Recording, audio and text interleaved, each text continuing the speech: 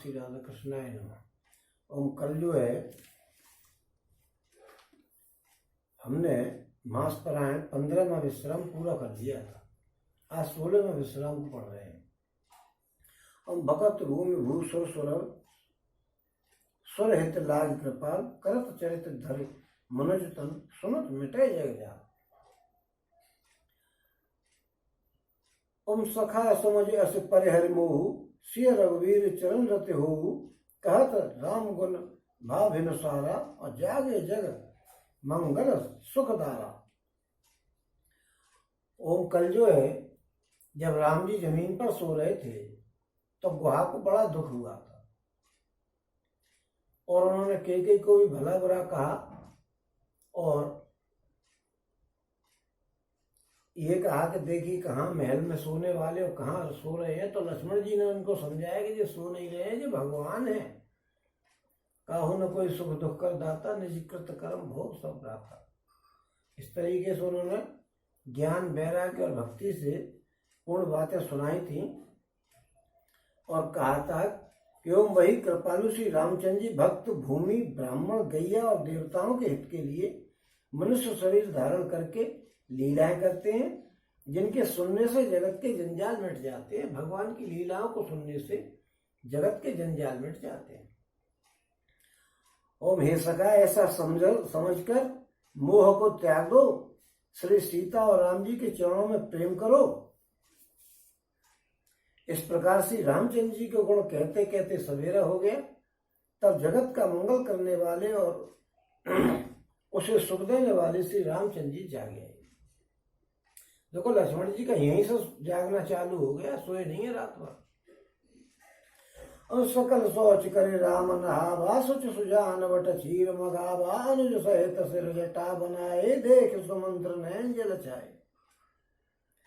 ओम सोच के सब कार्य करके और पवित्र और सुजान श्री रामचंद्र जी ने स्नान किया। देखो भगवान तो खुद ही पवित्र है, लेकिन उन्होंने सोच के सारे काम, सोच के सारे काम क्या है कि लैट्रिन बाथरूम वगैरह वगैरह। और फिर श्री रामचंद्र जी ने स्नान किया, फिर बड़का दूध मंगाया और छोटे भाई लक्ष्मण जी सहित उस दूध से सिर पर जटाएं बनाई। यह देख करके सुमंत्र जी के नेत्रों में जल भरे आया।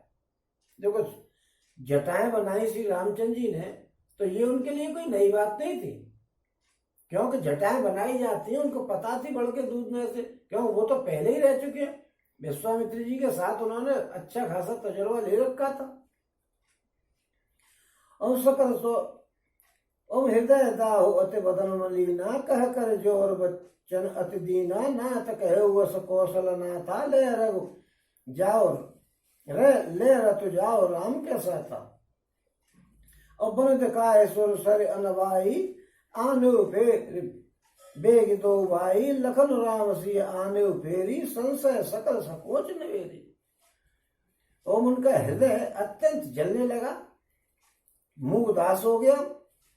वे हाथ जोड़ करके अत्यंत दीन वचन बोले कि हे नाथ, मुझे कौशलनाथ दशरथ जी ने ऐसी आज्ञा दी है कि तुम रथ लेकर के श्री रामचंद्र जी के साथ जाओ और वन दिखा करके और गंगा जी का स्नान करा करके दोनों भाइयों को तुरंत लौटा करके ले आना और सब संशय और संकोच को दूर करके लक्ष्मण राम और सीता जी को फिर ले आना। अब देखिएगा ये कह रहे हैं कि उन्होंने गंगा जी के स्नान की बात कही थी कि सरयू नदी में स्नान करने वालों को, और दशरथ जी को भी पता थी कि ये लड़का किधर जाएगा। अब नहीं पता होता तो फिर वो कैसे कहते कि गंगा जी में स्नान करा के और ले आना। उनको मालूम थी कि जगह ही जाएंगे, क्योंकि वो जो कौशल्या को रावण उठा ले गया तो उन्हें मालूम थी कि ये जाके वहां पे जरूर कबाड़ा करेगा। अमृपा से कहे गुस्साए जस कहे करो बल सोए कर विनती पायन पर तीन बाल जिम रोए। और महाराज ने ऐसा कहा था, अब प्रभु जैसा कहे मैं वैसा करूं, मैं आपकी बलिहारी जाता हूं। इस प्रकार विनती करके वे श्री रामचंद्र जी के चरणों में गिर पड़े और उन्होंने बालक की तरह रोना चालू कर दी। उन तात कृपा कर कीजिए सोई जाते अवध अनाथ न होई मंत्री राम उठाए प्रबोधा तात धर्म हो मत तुम संभो शोधा और शिव दधीच हरिचंद्र नरेशा सहे धर्म हित कोट कलेसा रंति देव बल भूप सुजाना धर्म धरे उसहे संकट नाना हम धर्म न दूसर सत्य समाना आगम निगम पुराण वखाना में सोई धर्म सुलभ कर पावा तजे तिहुपुर अपजस छावा और संभावित कहे अपजस लाहू वरुण कोटि समदारुंदाहू तुम सनतात बहुत का कहूँ दिए उत्तर फिर पातक लहू और पित पद कहे कोट नित्य विनय करव कर जोर चिंता कवन बात की तात करिए जन मोर। ओम राम जी ने कहा कि तात कृपा करके वही कीजिए जिससे अयोध्या नाथ बचे रहे और वो अनाथ न हो। अयोध्या श्री रामचंद्र जी ने मंत्री को उठा करके धैर्य बताते हुए समझाया कि हे तात आपने तो धर्म के सभी सिद्धांतों को जान रखा है, आपसे क्या कहूं। सिर दधीच हरिचंद्र नरेशा और सहे धर्म हेतु कोट कलेसा। सिर दधीच और राजा हरिश्चंद्र ने धर्म के लिए करोड़ों कष्ट सहे थे। बुद्धिमान राजा रंतिदेव और बलि बहुत से संकट सह करके भी और धर्म को पकड़े रहे। वेद शास्त्र और पुराणों में कहा गया है धर्म न दूसरा सत्य समान आगम निगम पुराण बखाना। आगम वेद, निगम शास्त्र और पुराण पुराण और मैं सोई धर्म सुलभ कर पावा। वेद शास्त्र और पुराणों में कहा गया है कि सत्य के समान दूसरा कोई धर्म नहीं है। मैंने उस धर्म को सहज में ही प्राप्त कर लिया, सहज में ही मिल गया मुझे तो इस रास्ते पे चलने का मौका। ओम इस का त्याग करने से तीनों लोकों में अपयश छा जाएगा। अगर सत्य को त्याग दूंगा, सत्य पर चलने वाली बात को, तो तीनों लोकों में अपयश छा जाएगा, बदनामी हो जाएगी। और प्रतिष्ठित पुरुष के लिए अपयश की प्राप्ति करोड़ों मृत्युओं के समान है। और ये भीषण संताप देने वाली है। संभावित आदमी जो होता है यानी प्रतिष्ठित आदमी जो होता है उसके लिए बेइज्जती होना, बदनामी होना करोड़ों बार मरने के बराबर, उससे भी अधिक दुख है, दुखदाई है। और मैं आपसे अधिक क्या कहूं, लौट करके उत्तर देने में भी पाप का भागी होऊंगा। अगर मैं आपको जवाब दूंगा तो भी मुझे पाप लगेगा, क्योंकि बड़े को जवाब दे रहे। और आप जाकर के पिताजी के चरण पकड़ करके करोड़ों नमस्कार के साथ हाथ जोड़ करके ये विनती कर देना कि हे तात मेरी किसी बात की चिंता नहीं करे। वही मेरी समझ ले कि मैं तो पहले भी ऋषि मुनियों के साथ रह चुका हूं, उसमें लक्ष्मण रह चुका है, कोई दिक्कत थोड़ी है हमको। और तुम पुण्य पितु सम अतित मोर है विनती करो तात कर जोर है सब विधि सोए कर्तव्य तुम्हारे दुख न पाव पितु सोच हमारे।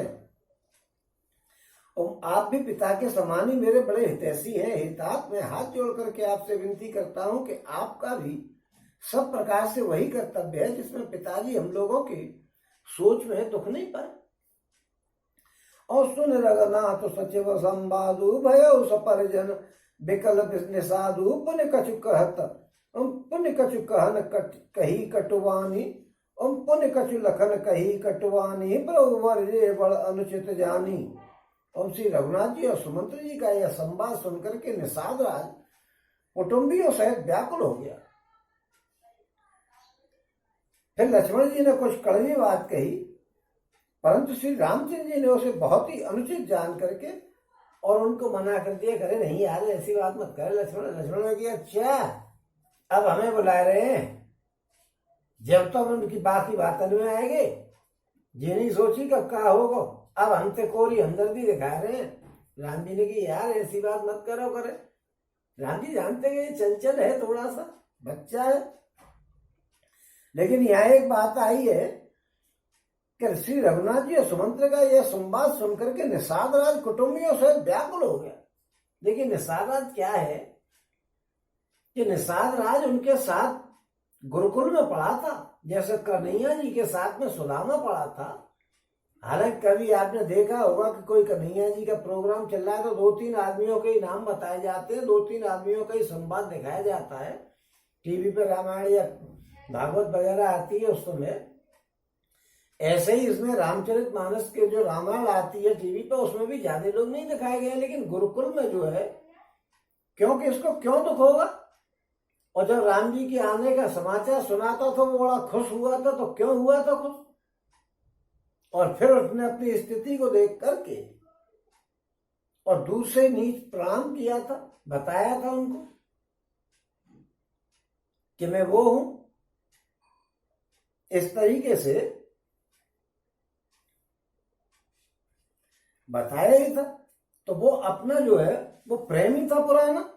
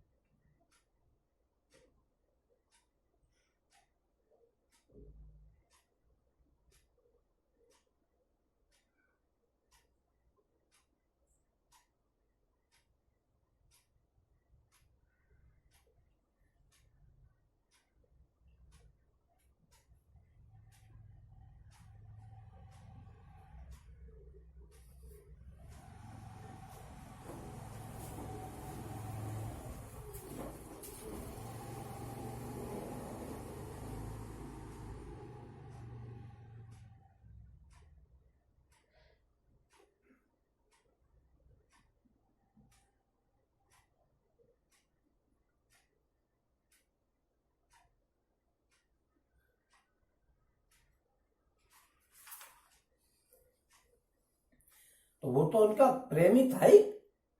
उसको बात बात पर दुख होता है कि यार राम जी यार राजा होकर के और कितना कष्ट सहन कर रहे हैं। तो क्या संवाद को देख करके वो बहुत दुख हुआ। और फिर लक्ष्मण जी ने कोई कड़वी बात कही। प्रभु श्री रामचंद्र जी ने उसे बहुत ही अनुचित जान करके और उनको मना किया कि ऐसी बात मत बोलो भाई। और सब कुछ राम ने जो शपथ दिवाई, लखन संदेशु कहिए जन जाई, और कह सुमंत्र पुण्य भूप संदेशु, सह न सकै सिय विपिन कलेशु। और श्री रामचंद्र जी ने सकुचा करके अपनी सौगंध दिला करके सुमंत्र जी से कहा कि आप जाकर के लक्ष्मण जी का ये संदेश मत कह देना, जो लक्ष्मण ने बात कही है जो वहां जाकर के मत कह देना। और सुमंत्र ने फिर राजा का संदेश कहा कि सीता जी मन के कलेश नहीं सह सकेंगी। और जय विदय अवध आव फिर सिया, सोय रघुवर हे तुम्हें करनिया, न तरुण कपट अवलंब विहीना, मैं न जीव जिम जल विनुमीना। अतएव उन्होंने कहा कि सीता जी बन के कलेशों को सहन करने के लायक नहीं है। अतएव जिस तरह सीता जी अयोध्या को लौटे आए, तुमको और श्री रामचंद्र जी को वही उपाय करना चाहिए, और नहीं तो मैं बिल्कुल ही बिना सहारे के हो जाऊंगा और वैसे ही नहीं जी पाऊंगा जैसे मछली नहीं जी पाती है पानी के बगैर। और मैं कैसे सुरे सकल सुख, जब है जहां मनुमान, तह सब तब रहे सुखे नसीए, जब लगे विपत बिहान। और सीता के मायके घर पे रहे या ससुराल में रहे या पियर में रहे, जब तक यह विपत्ति दूर नहीं होती तब तक वो जहां चाहे वहां रहने में, लेकिन आ जाए वन में रहने के लायक नहीं है। बिनती रूप कीन जय भांति, आरत प्रीत सो कह जाती, पितु संदेश सुन कृपाल दाना, सिय दी किसे कोट विधाना। और सास ससुर गुरु प्रिय परिवारु, फिरौत सब कर मिटे खग भारू, सुन पति वचन कहते वैदेही, सुनो प्राणपति परम स्नेही। और राजा ने जिस तरह विनती की है वो दीनता और प्रेम में उसका कहा नहीं जा सकता है उनका। ओम कृपानिधान श्री रामचंद्र जी ने पिता का संदेश सुनकर के सीता जी को करोड़ों प्रकार से समझाया कि भाई चली जाओ, कोई बात नहीं है, यहाँ बड़ी बड़ी परेशानियां हैं। ओम जो तुम घर लौट जाओ तो सास ससुर गुरु प्रियजन और कुटुंब सहित सबको चिंता मिट जाएगी। पति के वचन सुनकर के जानकी जी कहती है कि हे प्राणपति, हे परम स्नेही, सुनिए। आजकल की महिला होती तो जो कहती हे प्राण प्यासे सुनिए। ओम प्रभु करुणामय परम विवेकी, तनु तज रहत छाहे कि मिछे की प्रभा जाए, कह भानु बिहाई कह चंद्रिका चंद्र तज जाई।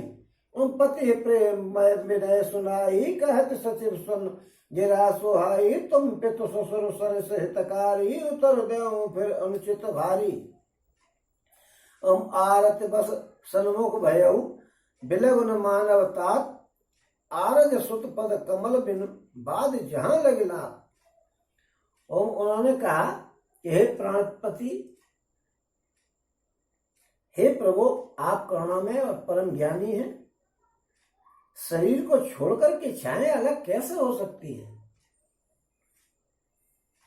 ओम सूर्य की प्रभा सूर्य को छोड़ करके कहीं जा सकती है, और चांदनी चंद्रमा को त्याग करके कहीं जा सकती है।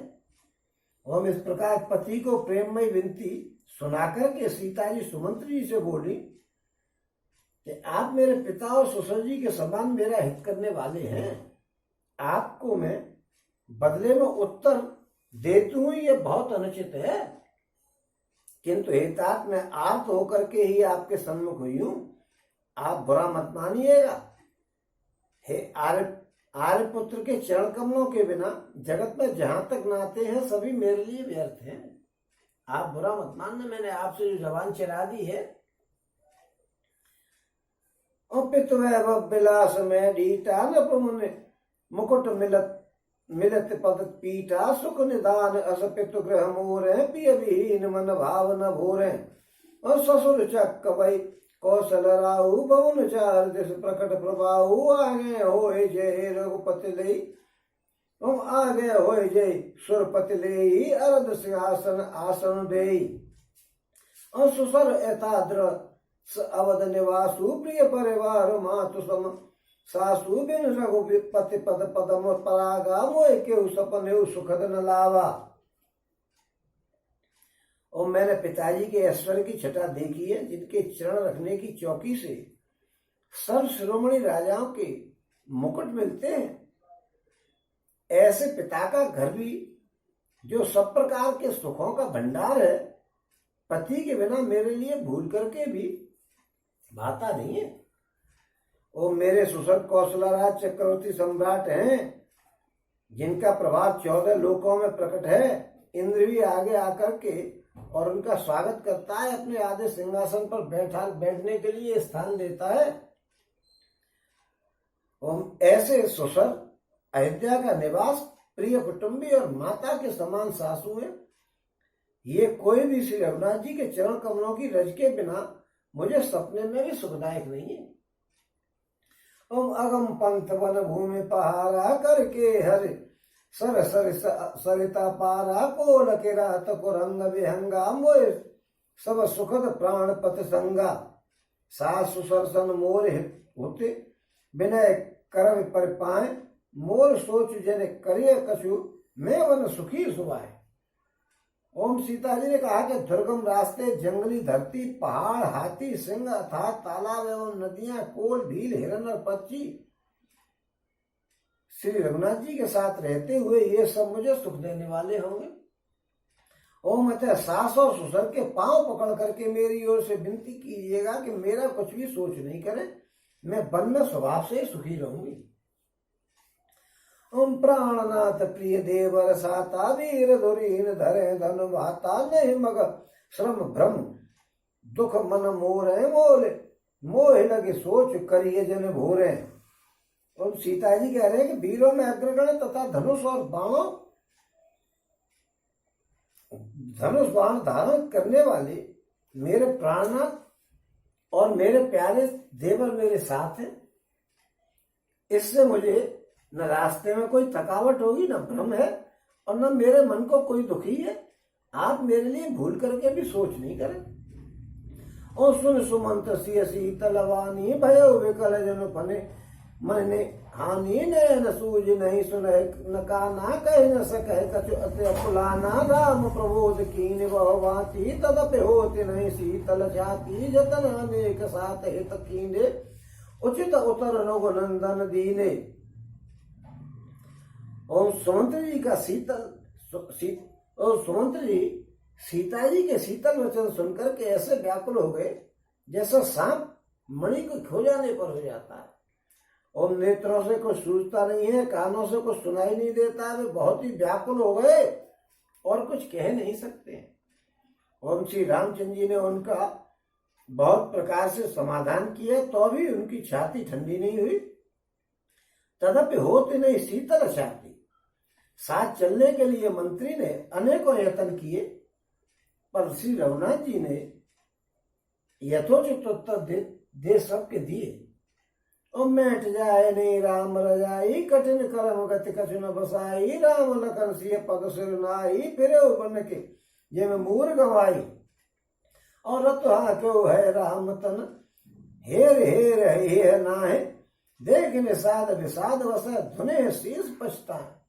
ओम श्री रामचंद्र जी की आज्ञा मेटी नहीं जा सकती, कर्म की गति कठिन है, उस पर कुछ भी बस नहीं चलता है। श्री राम लक्ष्मण और सीता जी के चरणों में सिर नवा करके सुमंत्र जी इस प्रकार लौटे जैसे कोई व्यापारी अपने मूल राशि को भी गंवा करके लौटता है।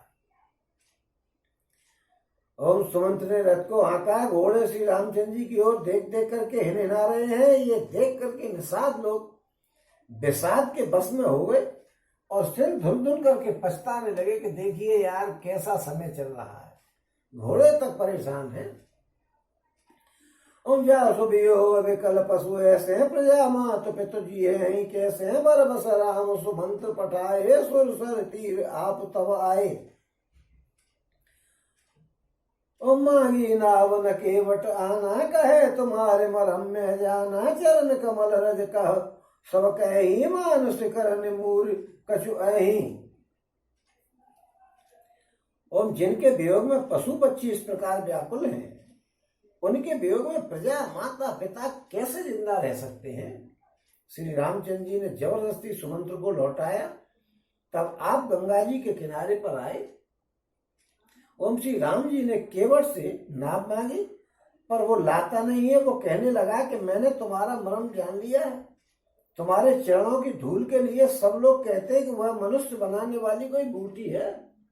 ये आपकी जो चरणों की धूल है ना गुरु, ये मनुष्य बनाने वाली बूटी है। लोगों ने कही अरे भैया तो सब सुनिए सबसे, भैया मैं तुम्हारी बातों में आने वाला नहीं हूं। और चुयत सिला भई नार सुहाई पाहन तेन काठ कठिनाई तरनी मुनि घरनी हो जाई बाट पर है मोर नाव ओढ़ाई ए प्रतिपालो सब परिवारू नहीं जानो कछु और कवारू। और जो प्रभु पार अवश्य गाचे हूँ वो पद पदम पखारन के हूँ पद कमल धोए चढ़ाए नावन नाथ उतराई चहो मैं राम रावर आन दशरथ शपथ सब सांची कहो बर तीर मारो लखुन पे जब लग्न पाए पखारे हो तब लग्न तुलसीदास नाथ कृपाल पार उतारे हो। सुन केवट के बैन प्रेम लपेटे अटपटे बेहसे करुणा एन और चिते जान की लखन तन। ओम जिसके छूते ही पत्थर की शिला सुंदर स्त्री हो गई। काठ क्या पत्थर से भी कठोर होता है। सो मैं तुम्हारी बातों में आ जाऊंगा, नाव में बैठा लूं, जो महिला बन गई तो मैं तो बारह के भाव में चला जाऊंगा। है मेरी नाथ जी मुनि की स्त्री हो गई तो मैं तो किसी मतलब में भी नहीं, कोई धंधा दूसरा भी नहीं जानता हूं, अपने परिवार को चला दूं। है इस प्रकार मेरी नाव उड़ जाएगी और मैं लुट जाऊंगा। मैं तो इस नाव के सहारे पूरे परिवार का पालन पोषण करता हूं, और ये नाव स्त्री हो गई तो मैं रोटी कहां से खाऊंगा महाराज, अपने परिवार को कैसे चलाऊंगा, मुझे तो कोई दूसरा धंधा भी नहीं आता है। हे नाथ यदि आप अवश्य पार उतरना चाहते हो तो मुझे पहले अपने चरण कमल धो लेने दो, पखार लेने दो, मतलब धो लेने दो। और हे नाथ, मैं चरण कमल धो करके आप लोगों को नाव पर चढ़ा लूंगा और मैं आपसे कुछ उतरा ही नहीं लूंगा। ये मतलब नहीं है कि मैं पैसे ले लूं, फिर पैसे नहीं लूंगा, लेकिन मैं पैर पहले लूंगा। ओम हे राम, मुझको आपकी दुहाई और दशरथ जी की सौगंध है, मैं सब सच सच कहता हूं, चाहे लक्ष्मण भले ही मुझे 3 बार दे, पर जब तक मैं पैरों को नहीं धोऊंगा तब तक हे तुलसीदास के नाथ, हे कृपालु, मैं पार नहीं उतारूंगा। ओम केवट के प्रेम में लपेटे हुए अटपटे वचन सुनकर के करुणाधाम श्री रामचंद्र जी, जानकी जी और लक्ष्मण जी की देख करके हंस गए। अब यहाँ पे फजीता पार दिया भगवान जी ने। भगवान जी कह रहे केवट के प्रेम में लपेटे हुए अटपटे वचन सुनकर के करुणा के धाम राम जी और श्री राम जी जानकी जी और लक्ष्मण जी की ओर देख करके हंस गए। वो हंसे क्यों? देखो यहाँ तुलसीदास जी ने बड़ा ऐसा हिसाब से लिखा है इस पुस्तक को, तो उसमें कहीं कोई चीज छोड़ी नहीं। जीवन का हर एक तो पॉइंट उन्होंने उसमें एनलार्ज करके दिखाया है। आप समझो नहीं, वो एक अलग बात है, और हमें बुद्धि है नहीं कि हम समझा सके सबको, क्योंकि हम तो जो पढ़ रहे हैं वही पढ़ रहे हैं जो पल्ले में पड़ जाती। लेकिन हंसने की बात ऐसा हुआ कि एक बार ये पिछले जन्म में जो केवट था ये कछुआ था। ये क्षीर सागर में जब सो रहे थे भगवान जी, तो इसने सोची यार क्षीर सागर में आके मैं हो ही गया हूं, तो चलो उनके पैर ही छुआ। तो विष्णु भगवान के पैर छूने के लिए जब चलने लगा तो लक्ष्मण जी और सीता जी ने इनको पैर नहीं छूने दिए, भगा दिया वहां से। चल बे चल, भगले, छू लिए तूने पैर। इसने बड़ा प्रयास किया कि यार पैर तो छू जाने दो भगवान जी के। बोले चल तूने छू लिए, भगले भगले, भगा दिया। अब देखो भैया, भगवान की क्या है कि भगवान के यहाँ तो चाहे बुरा कर्म करो या भला कर्म करो, सब पर ब्याज यानी चक्रवर्ती ब्याज लगती है। आप बुरा काम करोगे तो वो बढ़कर कई गुना हो जाएगा, और भला काम करोगे तो वो भी बढ़कर के कई गुना हो जाएगा। जैसे अब यहाँ पर जो है, उन्होंने उस समय तो भगा दिया, लेकिन भगवान जी ने उस पर ब्याज लगाना शुरू कर दिया कि पैर नहीं छूने दिए हैं तो इससे ज्यादा क्या होगा। ब्याज लगी, फिर उस पर ब्याज पे ब्याज लगी, फिर उस पर ब्याज पे ब्याज लगी, और आज पोजीशन ये हो गई कि या तो पैरों को धोऊंगा और नहीं तो बनना अदरवाइज। और मार दे लक्ष्मण जी, फिर उतरेंगे, कहां से उतरेंगे, तो मुझे जिंदा मार कैसे देंगे। जैसे पिक्चरों में बताते हैं कि इसको मारो मत, हीरे तो इसी के पास है, और ये मर गया तो कौन बताएगा, इसलिए मारते नहीं है उसको। ऐसे ही वो केवट ने समझ ली कि मुझको मार दो भले, लेकिन मैं नहीं उतारूंगा, मैं तो पहले पैर धोऊंगा। अब देखिए भाई साहब, अब वो पैरों पे ब्याज लग करके धोने तक की बात आ गई। पहले तो केवल छूने की बात थी, और अब केवल बात छूने की नहीं रही है, क्यों? उस पर ब्याज पे ब्याज लगा करके भगवान सब अच्छे और भले और बुरे और सब कामों पे ब्याज लगा देते हैं। और यहाँ पे उन्होंने देख करके मुस्कुरा करके कहा, अच्छा ब्याज लग गई तो पैर धोने की व्यवस्था करने लगे वो। ओम कृपा सिंधु बोले मुस्काई, सोए करो जय तब नाव न जाई, और बेग आन जल पाए पखारू, हो तब विलम्ब उतारे पारू। और जास नाम सुमिरत एक बारा, उतरे नर भव सिंधु अपारा, सोई कृपालु के बटे निहोरे, जय जय जगो किए तिय पगहु ते थोरे। तो कृपा के समुद्र श्री रामचंद्र जी केवट से मुस्कुरा करके बोले कि हे भाई, तू वही कर जिससे तेरी नाव नहीं जाए, तू ऐसा कर जल्दी से पानी ले आ और पैरों को धो ले। अब देखिएगा, और जल्दी से पार उतारते। एक बार जिनका नाम स्मरण करते ही मनुष्य पार भवसागर से पार हो जाता है। एक बार नाम स्मरण कर ले और वो भवसागर से पार हो जाता है। और जिन्होंने जगत को 3 पग में बिल्कुल नाप नूप के रख दिया, 2 ही पग में नाप दिया था, वही कृपालु श्री रामचंद्र जी गंगा जी को पार करने के लिए केवट से नेहोरा कर रहे हैं। नेहोरा मतलब विनती। ये नेहोरा गांव का शब्द है। और पद नख रख देव सरे हर्षि और सुन प्रभु वचन मोहे मोह मत करसी और केवट राम रजाय सुपावा पान कठबता भर ले जावा और अति आनंद उमय अनुरागा चरण सरोज पखारन लागा बरस सुमन सुर सकल से आई और ऐसम पुण्य पुंज को नाई। ओम पद पखार जल पान करे आप सहित परिवार पितर पार करे प्रभु पुण्य मुदित गयो ले पार। ओम प्रभु के वचनों को सुनकर के गंगा जी की बुद्धि मोह में खिंच गई। गंगा जी ने सोची कि यार क्या मिले, ये तो जो है कमाल कर रहे हैं कि ये गंगा जी को पार करने के लिए हाथ जोड़ रहे हैं। वैसे भगवान जी के हाथ जोड़ने की आदत थी। एक बार तो लक्ष्मण जी को भी गुस्सा आ गई।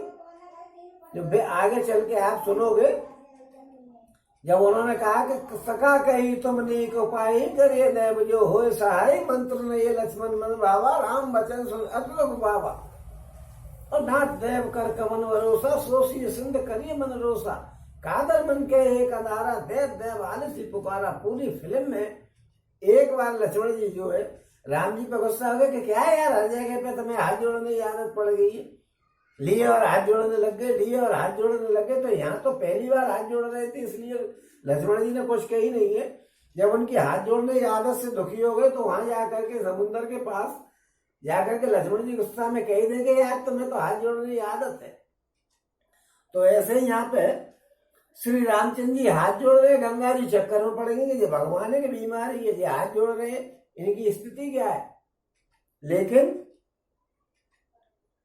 गंगा जी चक्कर में पड़ गई। लेकिन जब समीप आने पर और अपनी उत्पत्ति के स्थान को देखा तब उनको ये पूरा विश्वास हुआ कि है तो यही ये ड्रामा कर रहे हैं।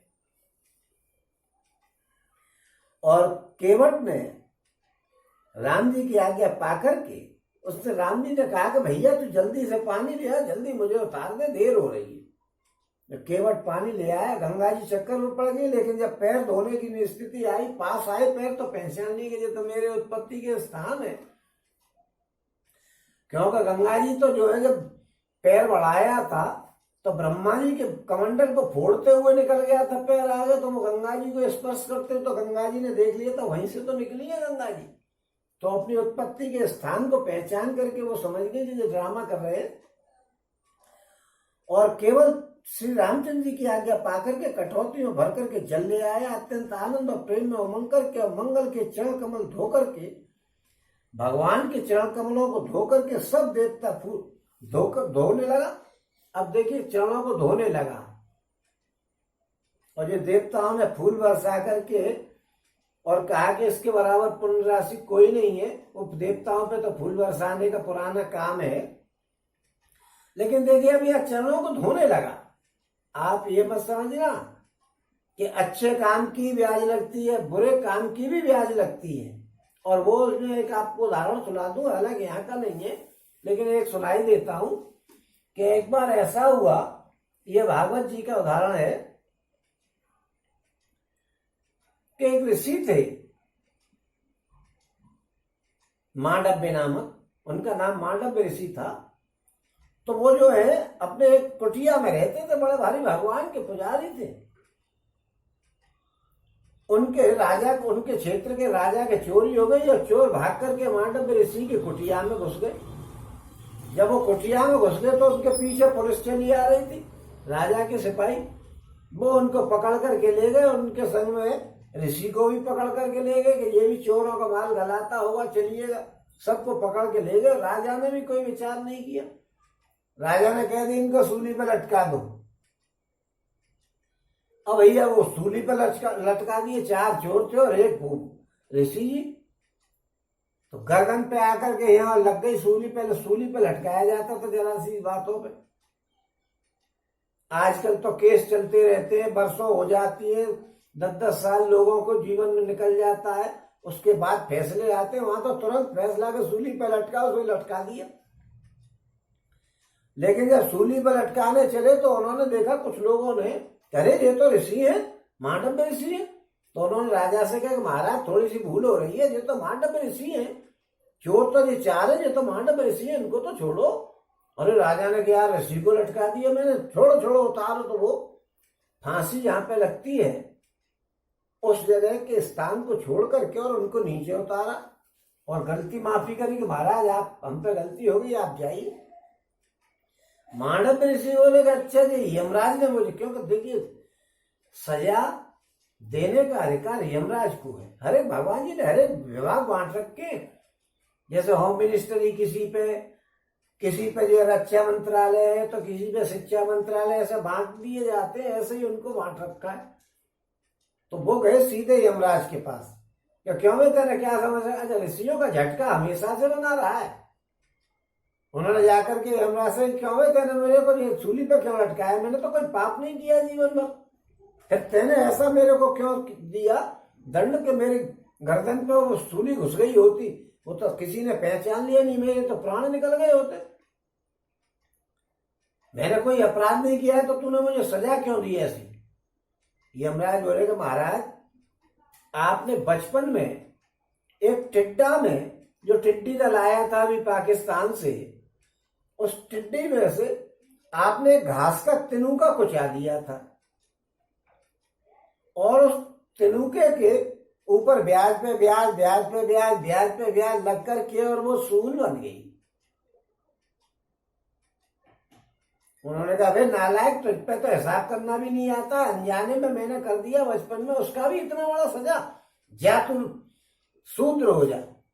उन्होंने यमराज को हिसाब दे दिया और यमराज जी खट से बन करके और विदुर जी आ गए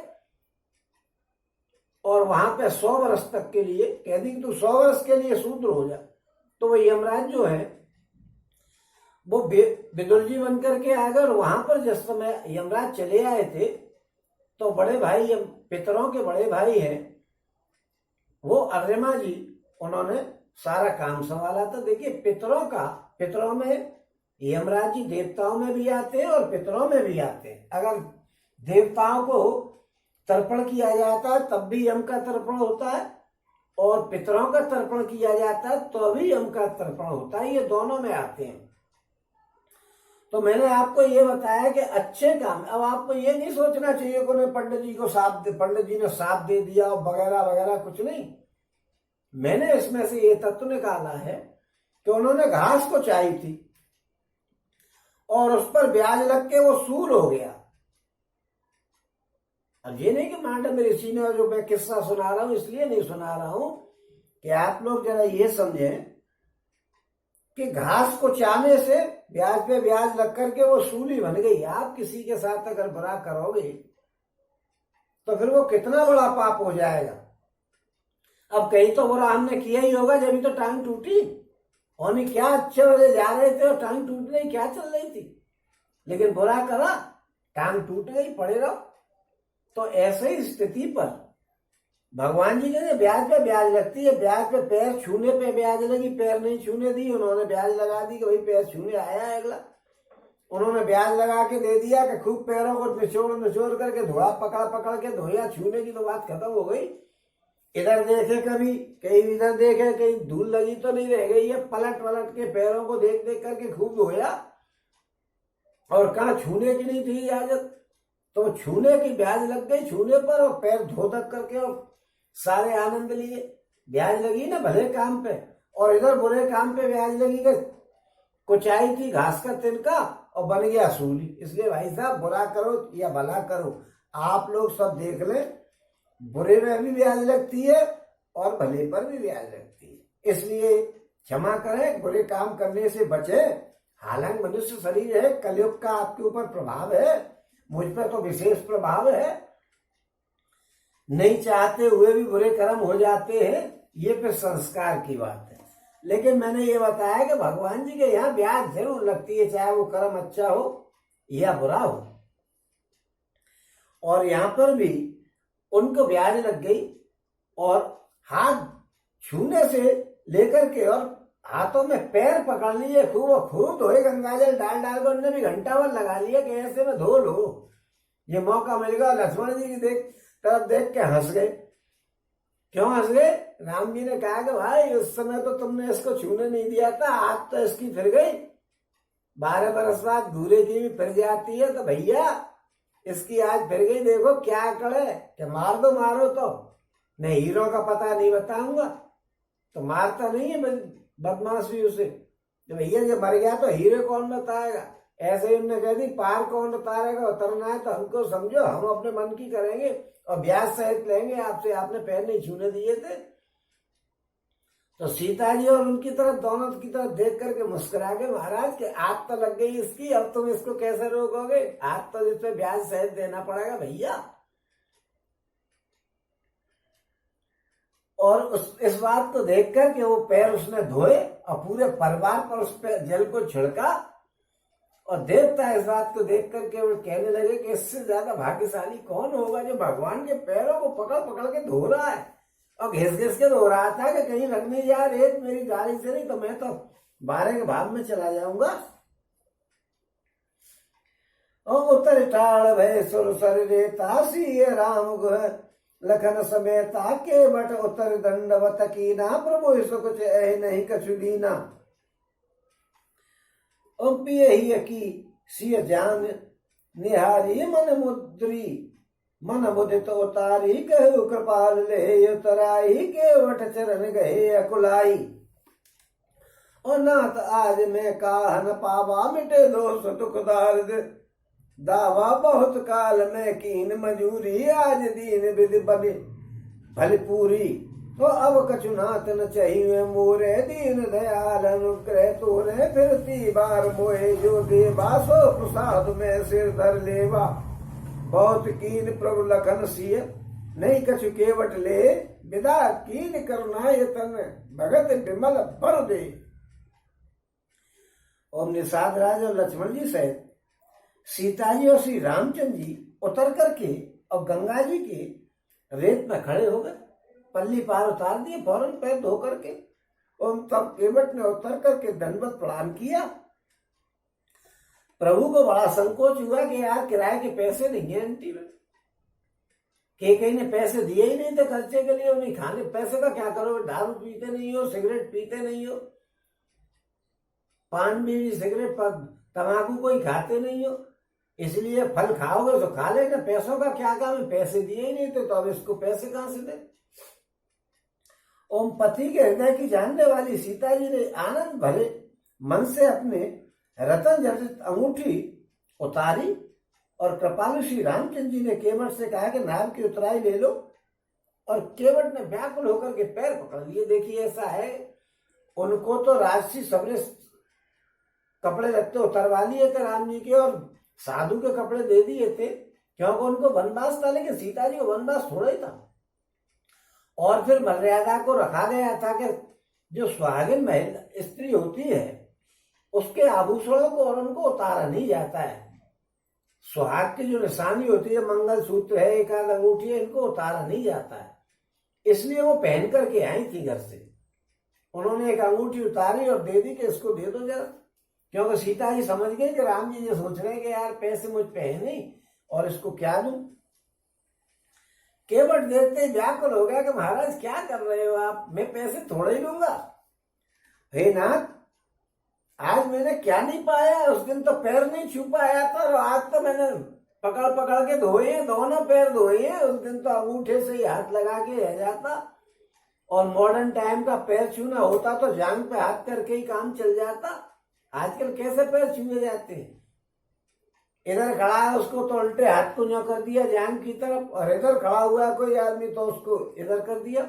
जांग से भी छूता नहीं है, पैर की तो बात ही खत्म हो जाती है।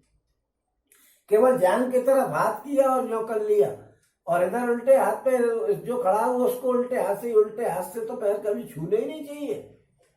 पैर छूने का भी नियम है, आप उल्टे हाथ से पैर छू रहे हो, और उल्टे हाथ से कभी आशीर्वाद नहीं देना चाहिए, क्योंकि उल्टे हाथ से तो दुश्मन के भी पैर नहीं छुए, क्योंकि बुरा तो दुश्मन का भी कोई नहीं चाहता है। तो उल्टे हाथ से इधर छू लिए, इधर छू लिए, उन्होंने तो पकड़ पकड़ के खूब। उस दिन तो पैर छूने की बात थी, आज तो मैंने महाराज सब कुछ ले लिया, मुझे ब्याज लगा के आपने दे तो दिया, अब मैं पैसे लेकर के क्या करूंगा? आपने तो, मैं ब्याज के चक्रवर्ती ब्याज के, हिसाब से मुझे आपने मजदूरी दे दी है।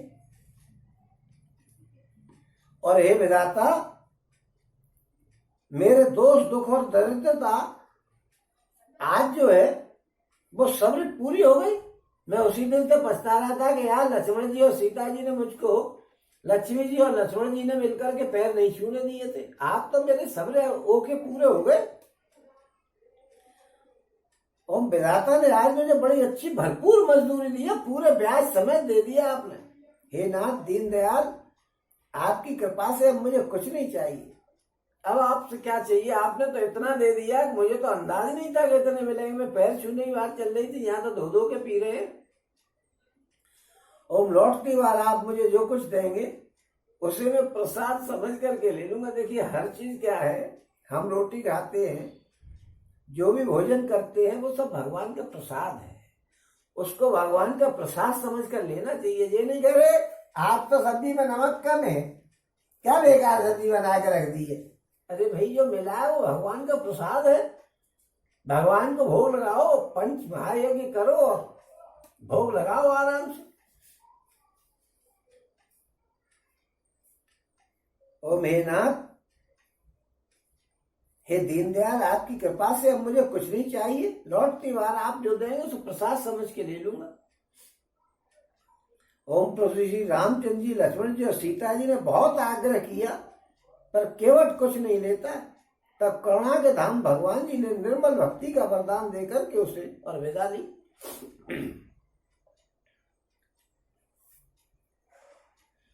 ओम तब मज्जन कर रघुकुल नाथा, पूज पारथे बनायो माता। श्री असुर स्वर कहे कर जोरी, मात मनोरथ पुर बहु मोरी। पति देवर संग कुशल बहोरी, आय करो जय पूजा तोरी। सुन सिय विनय प्रेम रस सानी, भई तब विमल बार बरवानी। सुन रघुवीर प्रिया बेदेही, तब प्रभाव जग विदित न केही। लोक पहो है विलोकत तोरे, तो ऐसे वह सब सिद्ध कर जोरे। और फिर रघुकुल के स्वामी श्री रामचंद्र जी ने स्नान करके और पार्थिव पूजा की और शिव जी को सिर नवाया। और सीता जी ने हाथ जोड़ करके गंगा जी से कहा कि हे माता, मेरा मनोरथ पूरा कीजिए और जिससे मैं पति और देवर के साथ सकुशल लौट करके आकर के तुम्हारी फिर पूजा करूं। सीता जी के प्रेम रस में सनी हुई विनती सुनकर के तब गंगा जी के निर्मल जल में से श्रेष्ठ वाणी हुई कि हे रघुवीर की प्रिया तमा जान की सुनो, तुम्हारा प्रभाव जगत में किसे नहीं मालूम है। तुम्हारे देखते ही लोग लोकपाल हो जाते हैं। सब सिद्धियां हाथ जोड़ करके तुम्हारी सेवा करती हैं। और तुम जो हमें बड़े विनय सुनाई, कृपा कीन मोहि दीन बड़ाई। तदपि देव में देव असीसा, और सफल हो न हित निज बागीसा।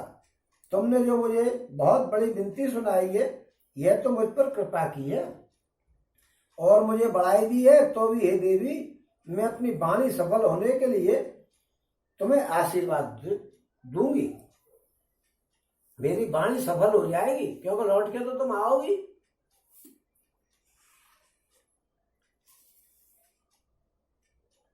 क्योंकि देखिए, कहीं भी जाओ आपको अपने पितरों का तर्पण करना है। ये राम जी ने क्या कहा है कि फिर रघुकुल के स्वामी श्री रामचंद्र जी ने स्नान करके पार्थिव पूजा की और शिव जी को सिर नवाया। हमारा ये फर्ज बनता है, क्योंकि हम पर तो देवता, ऋषि, पितर, मनुष्य और प्राणी इनका कर्ज है, इसलिए जीवन चल रहा है। और गृहस्थ धर्म का पालन करके हमको सारे कर्जे चुकाने चाहिए। जब सारे कर्जे चुक जाते हैं, जब ही तो वानप्रस्थ आश्रम में जाने का विधान है, और वानप्रस्थी हो जाओ उसके बाद संन्यास में जाने का विधान है। और गृहस्थ धर्म को ढंग से चला सको, इसलिए पहले ब्रह्मचर्य आश्रम का पालन करना जरूरी है। क्योंकि आपके पहले ही बाजे बच जाएंगे तो काम करोगे कहां से, मेहनत करके कमा के लाओगे कहां से बच्चों के लिए। इसलिए पहले हष्ट पुष्ट हुई ब्रह्मचर्य का पालन करके, और फिर पूरे कमाई करके अपने बच्चों को पालिए मेहनत और ईमानदारी से। और उसके बाद जब बच्चे बड़े बड़े हो जाएं, शादीशुदा हो जाएं, सब कुछ संपन्नता हो जाए तो आप सन्यासी हो जाइए, वानप्रस्थी हो जाइएगा, फिर सन्यासी हो जाइएगा। तो ये जो है आप नहा करके, क्योंकि वो गृहस्थाश्रम में चल रहे थे श्री राम जी, गंगा जी में स्नान किया, फिर उन्होंने पितरों का तर्पण किया। आप भी कहीं जाएं, चाहे किसी गंगा दाऊ जी में जाएं, चाहे आप गिरिराज जी में जाएं, वहां जो कुंड है उसमें भी नहाएं, तो नहा करके और अपने पितरों को और जल का तर्पण अवश्य करना चाहिए।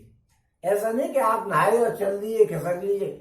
आपको पितरों का कर्जा चुकाना है, हर जगह जाइए तो वहां उनका पितरों का तर्पण करना चाहिए। देखो ऐसा है, श्री रघुनाथ जी के कुल के ही हुए हैं भागीरथ जी, उन्होंने अपने पितरों को तर्पण करने के लिए गंगा जी को बुला लिया था। जबकि मैं आपको इतने बता दूं कि वो उनके सगे भाई नहीं थे, वो उनकी सौतेली मां के पुत्र थे। जो 60,000 सगर के जो पुत्र थे वो भागीरथ जी के सौतेली मां के थे, क्योंकि भागीरथ जी के जो खानदानी थे, जिनके सगर जी जो थे वो उनके बुजुर्ग थे, उनकी 2 रानियां थी। एक रानी से तो जो भागीरथ जी के पिता वगैरह हुए, तो एक रानी से वो 60,000 हुए थे पुत्र, तो वो 60,000 तो दूसरी रानी के हो गए। फिर भी उन्होंने ये नहीं सोचा कि ये मेरी दूसरी माँ के हैं, मेरे पिता ही पिता हैं, इनके लिए उन्होंने उनके लिए भी उनके भागीरथ जी के पिताजी ने किया पूजा पाठ, फिर उनके पहले उनके पिताजी ने किया, और सब मरते गए। भागीरथ जी ने आकर के और सारा जो है गंगा जी को ला करके उनका उद्धार कराया, तो वो अपने पितरों को ये भूल गए वो कि ये मेरी सौतेली माँ के। उन्होंने कहा मेरे पितर हैं, और उन्होंने गंगा जी को ला करके लाए। तो आप लोग अपने पुत्रों के लिए कुछ नहीं कर सकते हो, वो सौतेली भाइयों के लिए लेकर के आए थे गंगा जी। तो हमका भी ये फर्ज बनता है कि हमें जहां भी जाएं, ये जरूर नहीं है आप गिरिराज जी जा रहे हो, वहां कुंड में राधा कुंड है और जो और कुंड बने हुए हैं उनमें आप स्नान कर रहे हो, तो उसमें स्नान करने के बाद उसमें तुम्हारी जेब में से क्या जा रहा है यार, पैसे थोड़े देने। उसी में से पानी लो, उसी में गिरा दो, पानी भी कहीं इधर उधर नहीं फेंकना, और उनका तर्पण करना चाहिए। अब देखो एक बात और मैं बता दूंगा, चल रही है बात तो, कि तर्पण करने का विधान है। पूरब दिशा की तरफ आपको मुंह करके बैठना चाहिए। आई समझ में? पूरब दिशा की तरफ मुंह करके आप बैठे हैं या खड़े हैं, पानी में तो बैठोगे कहां से, खड़े ही होगे। पूरब की तरफ तो भगवान का करना चाहिए तर्पण, और उत्तर दिशा की तरफ देवताओं का तर्पण करना चाहिए, और दक्षिण दिशा की तरफ हाथों को करके, ये हाथों से ही डायरेक्शन बदल जाता है। यूं करके करोगे भगवान के लिए, यूं करके करोगे देवताओं के लिए, और इस तरीके से कर दोगे तो ये पितरों के लिए। इस बात का जरा ध्यान रखें भाई साहब कि तर्पण करने का विधान है। ये ऐसा नहीं कि आप दक्षिण की तरफ मुंह करके बैठ गए और फिर यूं कर रहे हो, पश्चिम की तरफ जा रहा है। दक्षिण की तरफ हमारे पितर रहते हैं और उत्तर की तरफ हमारे देवता रहते हैं। राम जी भी जब चल रहे थे तो उधर वो दक्षिण की तरफ ही जा रहे थे, क्योंकि उनको मालूम थी कि दक्षिण की तरफ श्रीलंका है और रावण से मुझे खास तौर पर लड़ना है, और उस इलाके में जितने होंगे सबको ठिकाने लगाना है।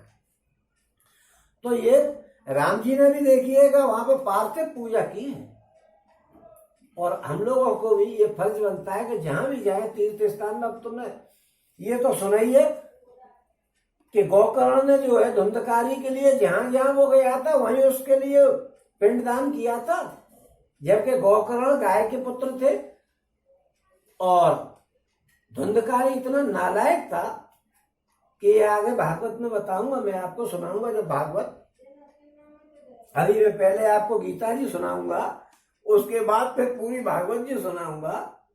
तो जब भागवत में सुनाऊंगा तो वो तो महत्तम में आता है पहले 6 अध्याय में, तो उसमें भी गोकर्ण को कोई मतलब नहीं था, वो गाय का पुत्र था, और वो जो है उसका भाई था, पिताजी का पुत्र था, वो पुत्र पिताजी का भी नहीं था। वो तो आप सब सुन ही लेंगे और सुनाइए कई बार। फिर भी उसके लिए, और उससे कोई मतलब नहीं था गोकर्ण जी को उससे, फिर भी उसके लिए पिंडदान करते रहते गया में, और जहां जहां वो गए थे वहीं तर्पण किया था। आपने ये बात 50 बार सुनी होगी कि अभी जहां भी भागवत जी होती है सप्ताह, तो वहां गोकर्ण का प्रकरण सुनाया जाता है। तो ये जो प्रकरण है ये भी बताता है कि आप भी जहां जाए वहां पर तर्पण करें, पितरों का खर्च तो उतारे, देवता ऋषि पितर मनुष्य और प्राणी सबके लिए तर्पण करें। राम जी ने भी किया है, उधर धुंधकारी के लिए गोकर्ण जी ने भी किया था, आपको तो सब पता ही है। और तर्पण करने के बाद वो चल दी, और सीता जी से उन्होंने कह दी गंगा जी ने कि मैं आपको जो है वरदान दूंगी जिससे मेरी बात सच्ची हो जाए। ओम प्राणनाथ देवर सहित कुशल कौशला आए, पूजिए सब मन कामना सुज सुर रहे जग छाए। उन्होंने गंगा जी में से आकाशवाणी हुई कि तुम अपने प्राणनाथ और देवर सहित कुशल पूर्वक अयोध्या लौटोगी, तुम्हारी सारी मनोकामनाएं पूरी होंगी और तुम्हारा सुंदर यश जगत भर में छा जाएगा। और गंग वचन सुने मंगल मूला, मुदित सी रघु सुर सर अनुकूला, तब प्रभु गोहे कहु घर जाऊ, सुनत सूखे मुख भावर दाऊ। दीन वचन गुह कह कर जोरी, विजय सुनो रघुवन रघुकुल मन मोरी, नाथ साथ रहे पंथु दिखाई, कर दिन चार चरण सेवकाई, जय बन जाए रह रघुराई, परन कुटी में कर सुहाई। तब मोह कह जस देव रजाई, सोए करे हम रघुवीर दोहाई। ओम मंगल के मूल श्री गंगा जी के वचन सुनकर के देव नदी को अनुकूल देख करके सीता जी आनंदित हो गई। तब प्रभु श्री रामचंद्र जी ने निषाद राज से कहा कि भैया तुम भी चले जाओ। ओम यह सुनते ही उसका मुंह सूख गया और हृदय में दाह उत्पन्न हो गया। ओम गुहा हाथ जोड़ करके दीन वचन बोला कि हे रकुल शिरोमणि, मेरी विनती सुनिएगा। हे नाथ, आपके साथ रह करके रास्ता दिखा करके 4 दिन चरणों की सेवा करके, और हे रघुनाथ जी, जिस वन में आप जाकर के रहेंगे वहां मैं आपके सुंदर पर्णकुटी बना करके और लौट आऊंगा। तब मुझे आप जैसी आज्ञा देंगे मैं वैसा ही करूंगा। मैं आपकी दुहाई देता हूं, आप जब कहना जब मैं लौट आऊंगा। और सहज स्नेह राम लखितासु, संग दीन गुह हृदय हुलासु, पुनि गुह यात बोल सबलीने, कर पुर तो सुविधा तव कीने। ओम तव गणपति शिव सुमरि प्रभु, नाय सुर सरय मात, सखा अनुज सिय सहित बन गवन कीन रघुनाथ।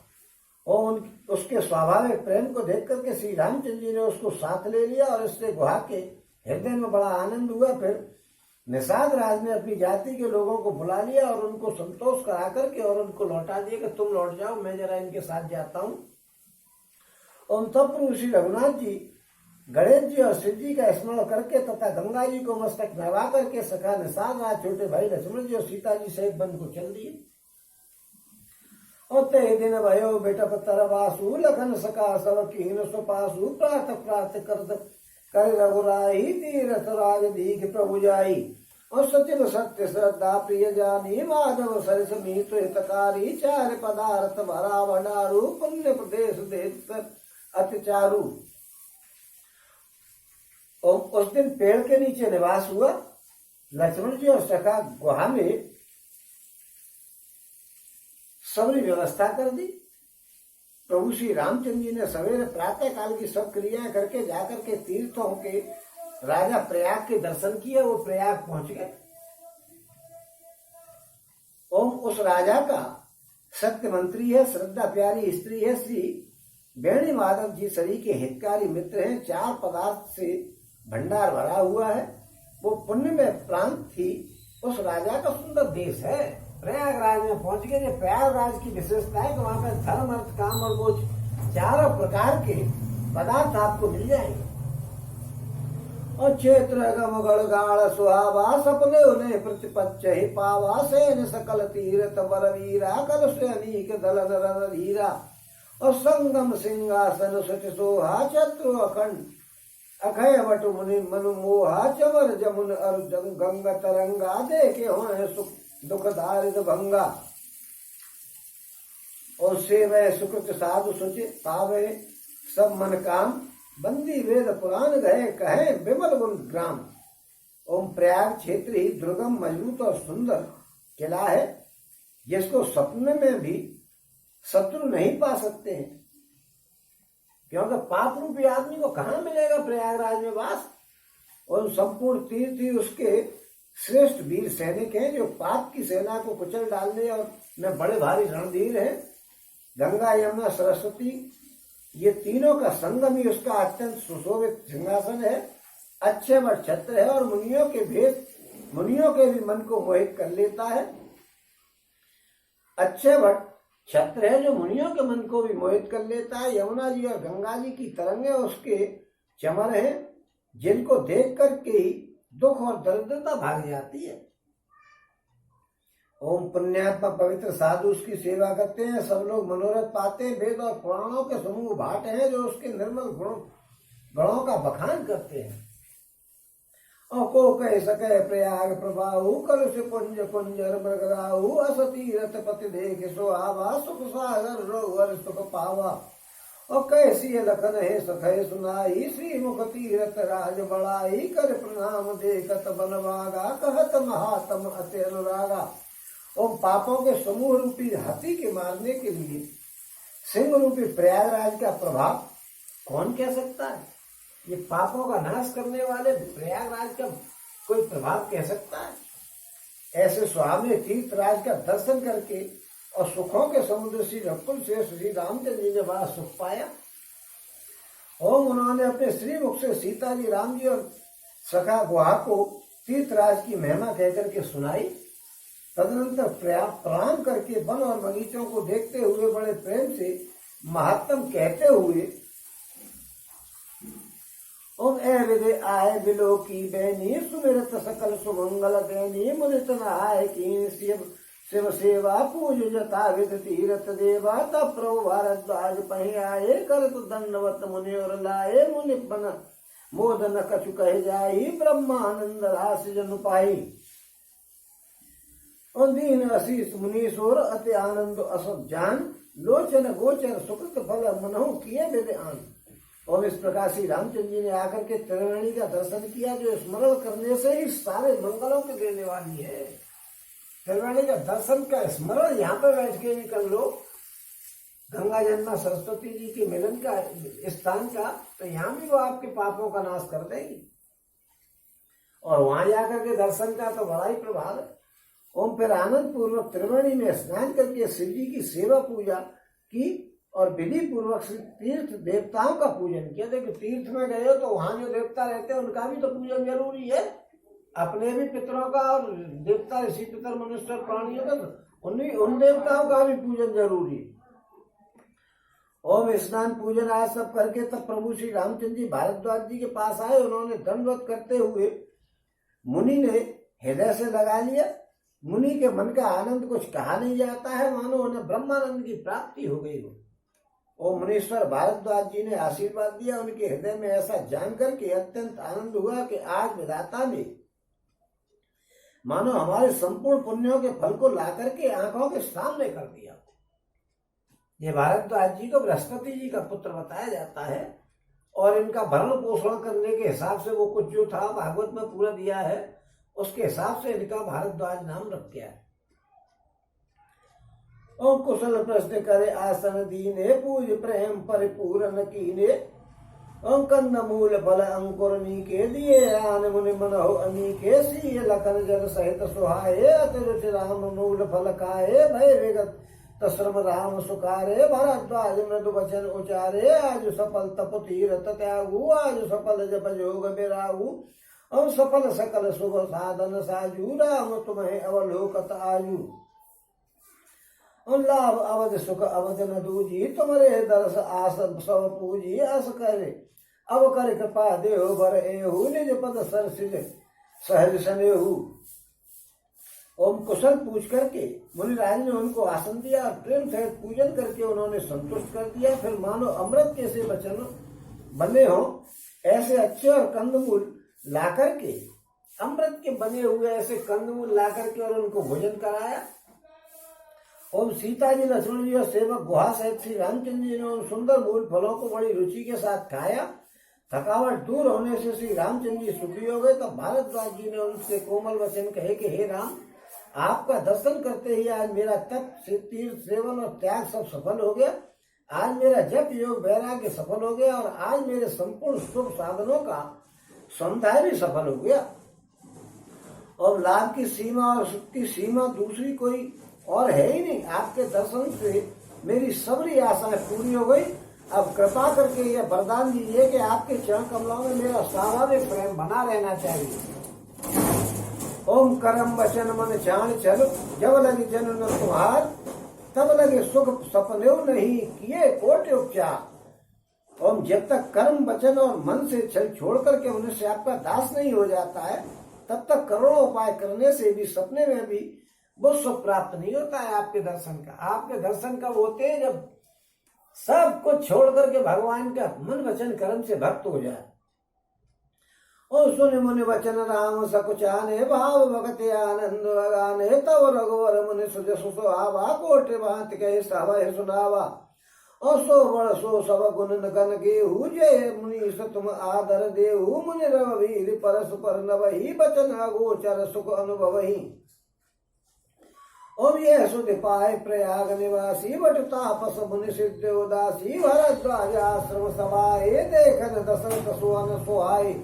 और राम प्रणाम कीन सब काहू, मुदित भय लहे लोयन लाहू। अदेह असीस परम सुख पाई, फिरे सराहत सुंदरताई। राम कीन विश्राम निश, प्रात प्रयाग नहाय। चले सहित सिय लखन जन, मुदित मुनि सुनाय। ओ मुनि के वचन सुनकर के उनके भाव भक्ति के कारण आनंद से तृप्त होकर के भगवान श्री रामचंद्र जी सकुचा गए। उन्हें यार ये तो पोल खोले दे रहे हैं, कर क्या रहे हो महाराज? पोल मत खोलो, ये गुहा वगैरह सबको पता लग जाएगी। ओम तब वो अपने ऐश्वर्य को छुपाते हुए श्री रामचंद्र जी ने भारद्वाज मुनि का सुंदर श्रेयस करोड़ों प्रकार से कह करके सबको सुनाया।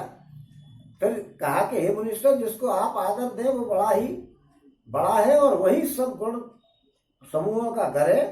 इस प्रकार से राम जी और मुनि भारद्वाज जी दोनों परस्पर विनम्र हो रहे हैं और अनिवर्चनीय सुख का अनुभव कर रहे हैं।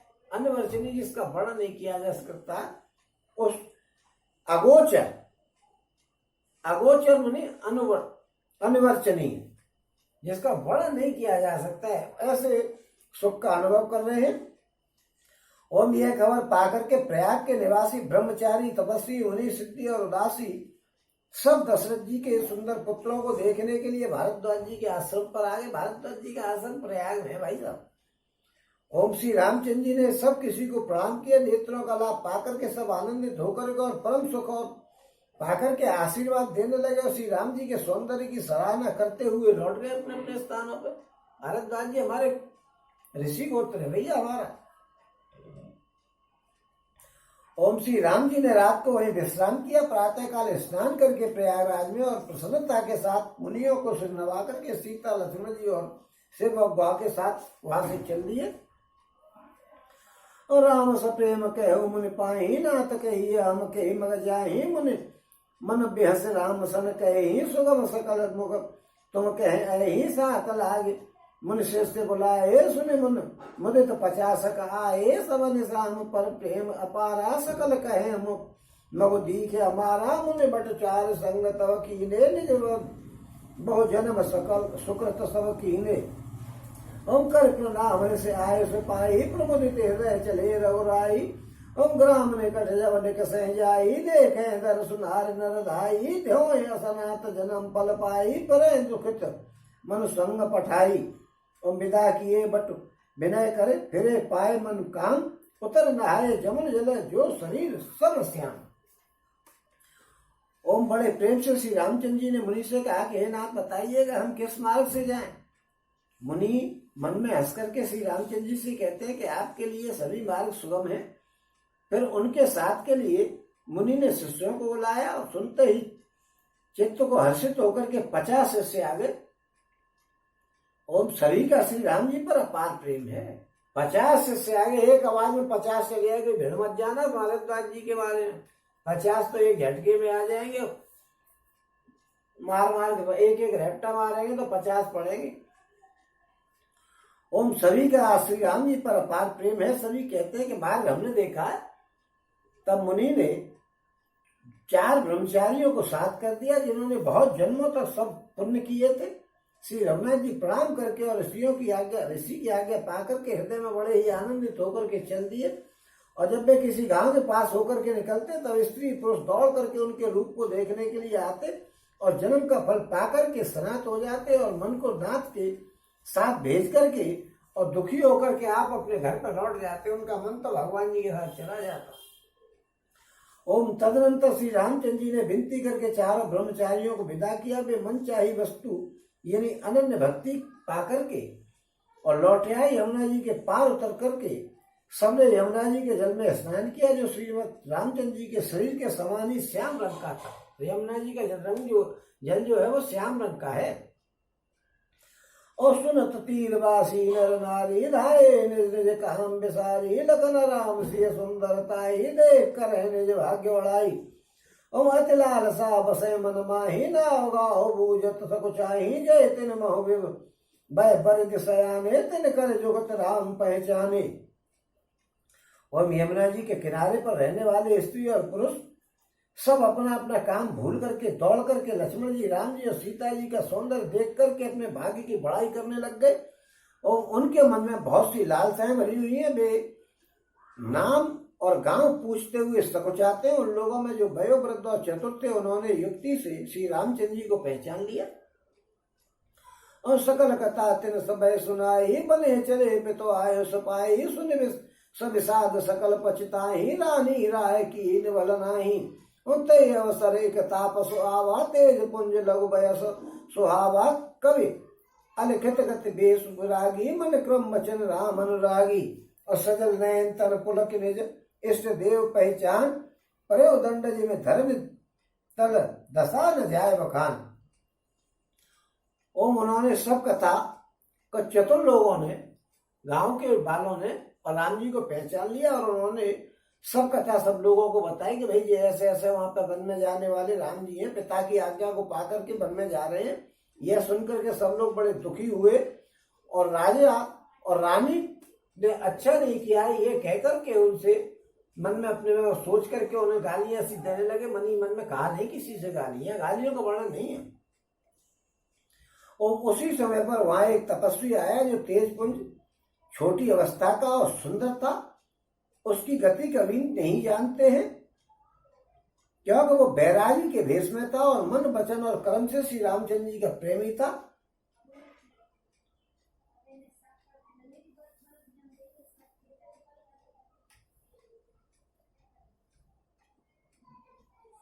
और इसके बारे में तुलसीदास जी ने कुछ बताया नहीं है कि वो सेवक कौन था। वो तापसी जो आया था ते अवसर एक तापस आवा, वो तपस्वी कौन था इसका कहीं बताया नहीं है। कोई छेपक है इसके विषय में क्यों किसी को ही नहीं मालूम है। तुलसीदास जी ने कह दी और बस इसका कोई अंदाज नहीं लगा पाया। और बातों में तो अंदाज लगा लिया जाता है।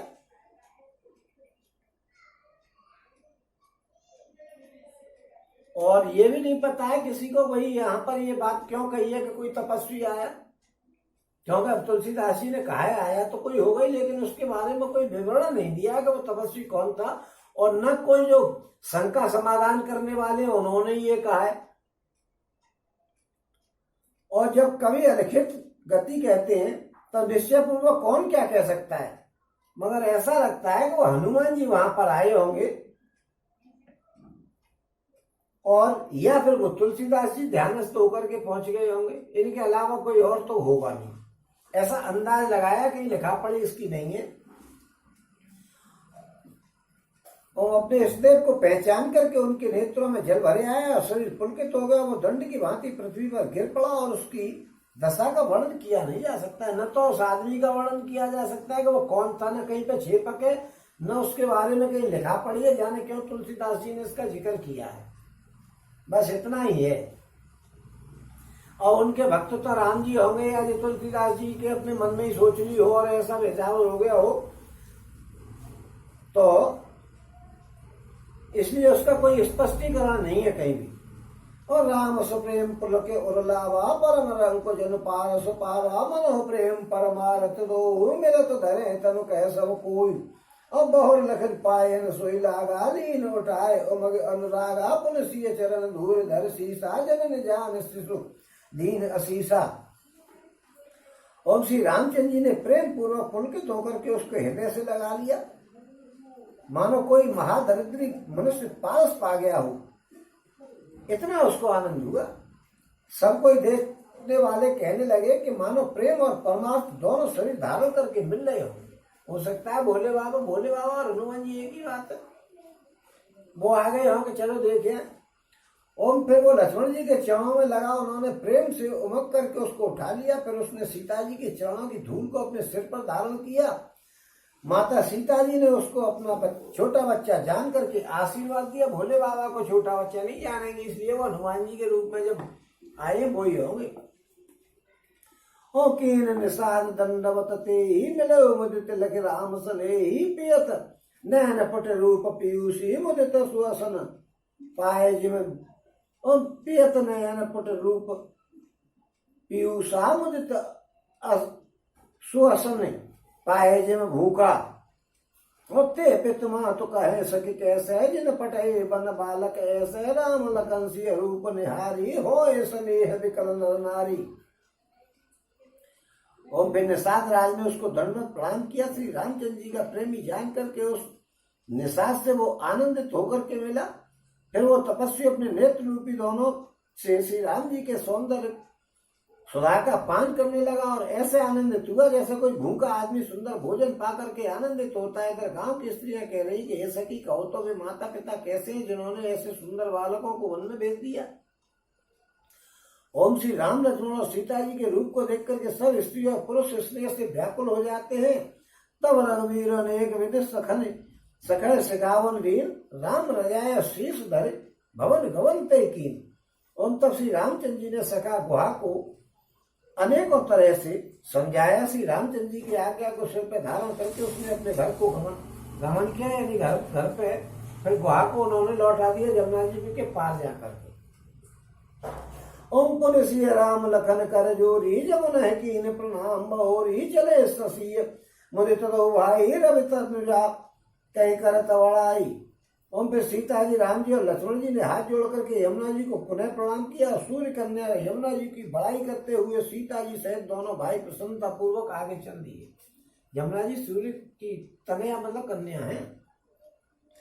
ओम पति अनेक मिले मग जाता कहे सप्रेम देख दो गाता राज कदम सब अंग तुम्हारे देख सोचते हृदय हमारे मार चलो पया दे पाए ज्योति सुख झूठ हमारे भाई अगम पंथ गिर कान नवारी ते में साथ नार सुकुमारी करके हर बन जाए न जोई हम संग चले जो आए सो होई जहाँ और जाव जहाँ लगता पहुंचाई पर बहोर तुम्हें सुनाई। और एविद पूछे प्रेम बस पुलक गात जल नैन कृपा सिंधु फेर तिन्हें कह विनीत मृदुन। और रास्ते में जाते हुए अनेकों यात्री मिलते हुए दोनों भाइयों को देख करके उनसे प्रेम पूर्वक कहते हैं कि तुम्हारे सब अंगों में राज चिन्ह देख करके हमारे हृदय में बड़ा सोच होता है और तुम लोग रास्ते में पैदल ही चलते जा रहे हो, इससे हमारी समझ में नहीं आता है कि ज्योतिष शास्त्र झूठा है। भारी जंगल और बड़े बड़े पहाड़ों का दुर्गम रास्ता है जिस पर तुम्हारे साथ सुकुमारी स्त्री है। हाथी और सिंहों से भरा हुआ यह भयानक वन देखा नहीं जाता है। यदि आज्ञा हो तो हम सब आपके साथ चले और जहां जाना चाहते हो वहां तक पहुंचा करके फिर आपको प्रणाम करके हम लौट आएंगे। इस प्रकार वे यात्री प्रेम बस पुलकित शरीर होकर के और नेत्रों में जल भर करके पूछते हैं, किंतु कृपा के समुद्र श्री रामचंद्र जी कोमल विनय युक्त वचन कहकर के उन्हें लौटा देते हैं। और जयपुर गांव बसे मगमाही तने नाग सुर नगर से आई के सुकृत के घरी बसाए धन्य पुण्य में परम सुहाए। और जह जह राम चरण चल जाए जाही तिन समान अमरावत नाही पुण्य पुण्य मग निकट निवासी तने सराहे सुरपुर वासी। और जय भर नयन बिलोके रामे सीता लखन सहित घन श्यामे जय सर सरित राम अवगाहे तिने देव सर सरित सराहे।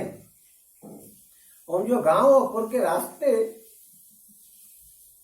में बसे हुए, जो गांव और पुर रास्ते में बसे हुए हैं, नाग और देवताओं के नगर उनको देख करके प्रसन्नतापूर्वक ईर्षा करने लगते हैं कि भगवान जी के दर्शन ये गांव और पुर कर रहे, और कहाँ हमारा स्वर्गलोक भी नहीं कर पाता है।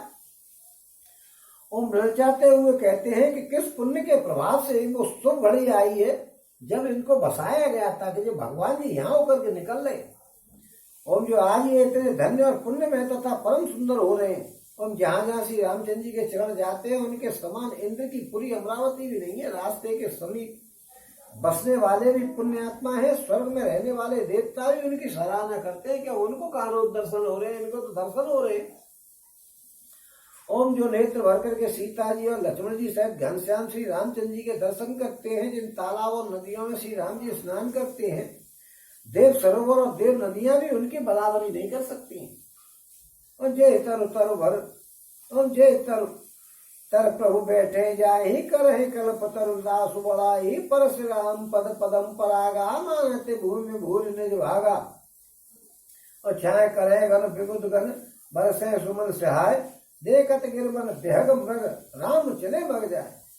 और जिस वृक्ष के नीचे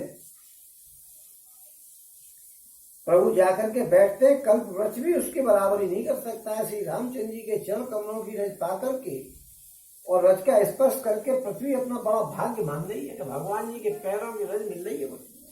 और रास्ते में बादल छाया करते हैं, देवता फूल बरसाते हैं और सिहाते हैं, पर्वत वन और पशु पक्षियों को देखते हुए श्री रामचंद्र जी रास्ते में चले जा रहे हैं।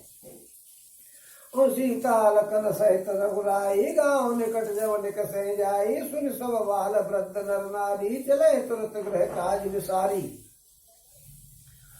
और राम लखन सिय रूप निहारी, पाए नैन पल होय सुखारी, सजल विलोचन पुलक शरीरा, वह सब भय मगन देख दो वीरा। और सीता जी और लक्ष्मण जी से श्री रघुनाथ जी जब किसी गांव के पास होकर निकलते हैं, तब उनका आना सुनते ही बालक बूढ़े स्त्री और पुरुष सब अपने काम धंधों को छोड़ छाड़ कर भाग करके तुरंत आते हैं। ओम श्री लक्ष्मण और राम जी और सीता जी का रूप देख करके नेत्रों का फल पा करके वे बड़े भारी सुखी हो जाते हैं। दोनों भाइयों को देख करके सब प्रेम में मगन हो जाते हैं, उनके नेत्रों में जल भर आता है और शरीर पुलकित हो जाता है। और बरन न जाए दशा तिन के लीले जन रंग कहे सुमिरन, ओम बरन न जाए दशा तिन के लीले जन रंग कन सुर मन ढेरी, एक बोल सिख दही लोचन लाहो लेहो चन एही। और राम देख एक अनुरागे चितवंत, चले जाए संग लागे, एक नयन मन छवि और आनी हो शिथिल तन मन बरवानी। एक देख बट चाह भरी राशि मृदुल तन पात, कहे गवाए क्षणक श्रम गवनऊ अवहित प्रात। ओम कोई उनकी दशा का वर्णन नहीं किया जा सकता। मानो दरिद्री ने चिंतामणि का ढेर पा लिया हो। वे एक दूसरे को पुकार पुकार करके सीख देते कि इसी क्षण नेत्रों का लाभ ले लो। कोई श्री रामचंद्र जी को देख करके ऐसे अनुराग में भर गए कि वे उन्हें देखते हुए उनके साथ चलने लग गए। कोई नेत्रों के मार्ग से उनकी छवि के हृदय में जाकर के शरीर मन और वाणी से शीतल हो जाता है। ओम कोई बड़ की सुंदर छाया देख करके वहां नरम घास और पत्ते बिछा करके कहते हैं कि क्षण भर यहाँ बैठ करके थकावट उतार लीजिएगा, फिर चाहे चले जाना। ओम एक कलश भर आने पानी, अच यह नाथ कही मृगवानी, सुन प्रिय वचन प्रीति अति देखी, राम कृपाल सुशील विशेषी। और जानी श्रवत सी मन माही, घर के विलम्ब कीन बट चाही, मुदित नारी नर देखे शोभा, रूप अनूप नयन भनु मनु लोभा। ओम कोई घड़ा भर करके पानी ले आता है और कोमल वाणी से कहता है कि हे नाथ आचमन कर लीजिएगा। उनके प्यारे वचन सुन करके और उनका अत्यंत प्रेम देख करके दयालु और परम सुशील श्री रामचंद्र जी ने मन ही मन में सीता जी को थकी हुई जान करके घड़ी भर की छाया में, घड़ी भर के लिए छाया में विश्राम किया। और स्त्री पुरुष आनंदित होकर के शोभा देखते हैं। अनुपम रूप ने उनके नेत्र और मनों को लुभा लिया। एकटक सबलो सो सह चौ ओर, रामचंद्र मुख चंद चकोरा, तरुण तमाल बरन तदु सोहा, देखत कोट मदन मन मोहा दामिन बरन लखन सुठनी के नख सिक सुमग भाव तेजी के मुन पटक कहते कसे तू नीरा सो है कर कमल धनु तीरा। जटा मुकुट शीश सन सुभग और भुज नैन विशाल सरल परम बिदु बदन बर लसत श्वेत कनजाल। और सब लोग टकटकी लगाए श्री रामचंद्र जी के मुखचंद की ओर देख रहे हैं और अपने आप को बड़े भारी आनंदित पा रहे हैं। श्री रामचंद्र जी का नवीन तमाल वृक्ष के रंग का शरीर अत्यंत ही शोभा दे रहा है, जिसे देख करके करोड़ों कामदेव भी मन ही मन मोहित हो रहे हैं। बिजली के से रंग के लक्ष्मण जी बहुत ही भले मालूम होते हुए नक्श से शिकातक सुंदर हैं और मन को बहुत ही भाते हैं। दोनों मुनियों के वस्त्र पहने हुए हैं और कमर में तरकस कसे हुए हैं। कमल के समान हाथों में धनुष बाण शोभित हैं और उनके सिरों पर सुंदर जटाओं का मुकुट है। बक्षस्थल भुजा और नेत्र विशाल है और शरद पूर्णिमा की चंद्रमा के समान सुंदर मुखों पर पसीने की बूंदें शोभित हो रही हैं। अंबर न जाय मनोहर जोरी शोभा बहुत थोरी मत मोरी राम लखन सिय सुंदरताई सब चितवय चित मन मति लाई। थके नार नर प्रेम प्यासे मनोह मृगी मृग देख दे आसे सिय समीप ग्राम तिय जाहि पूछत अति स्नेह सब चाहि। ओम बार बार सब लाग पाए कहे बचन मृदु सरल सुभाए राजकुमार विनय हम करही तिन तिय सुभाए कछु पूछत रही। ओम उस मनोहर जोड़ी का वर्णन नहीं किया जा सकता है क्योंकि शोभा बहुत अधिक है और मेरी बुद्धि छोटी है। श्री राम लक्ष्मण और सीता जी की सुंदरता को सब लोग मन चित्त और बुद्धि तीनों को लगा करके देख रहे हैं। प्रेम के प्यासे स्त्री और पुरुष ऐसे थके तो रह गए हैं जैसे दीपक को देख करके हिरनी और हिरण निस्तब्ध रह जाते हैं। गांव की स्त्रियां सीता जी के पास आती हैं परंतु अत्यंत स्नेह के कारण पूछते में सकचाती हैं और बार बार सब उनके पांव लगती हैं और सहजी सीधे सादे कोमल वचन कहती है कि हे राजकुमारी हम विनती करती हैं, परंतु स्त्री स्वभाव के कारण कुछ पूछने में हमें सब संकोच होता है। ओम स्वामी ने अभिनय क्षमवे हमारी बिलवन मानव जान गंवारी राजकुमार दो सहज सलोने इनते लही दुत मरकत सोने।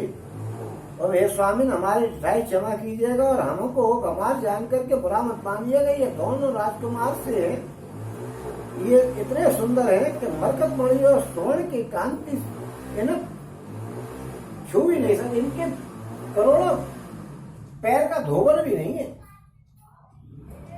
और श्यामल गौर किशोर भर सुंदर सुषमायन शरद सरवरी नाथ मुख शारद सरोवर नयन सियावर रामचंद्र पद जय शरणम शंकर हरि ओम जय जय सिया राम जय जय हनुमान हरि की जय।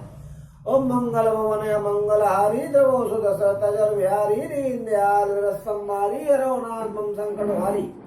और श्याम और गौर वर्ण है, सुंदर किशोर अवस्था है, दोनों ही परम सुंदर और शोभा के धाम है। शरद पूर्णिमा की चंद्रमा के समान इनके मुख और शरद ऋतु के कमल के समान इनके नेत्र। और यहाँ पे आकर के मास परायण 16वां विश्राम और नवान परायण चौथा विश्राम। यानी महीने भर में करनी है तो 16 दिन की हो गई और 9 दिन में करनी है तो 4 दिन की हो गई। और आगे कथा होगी कल। बोलो सिया रामचंद्र भगवान की।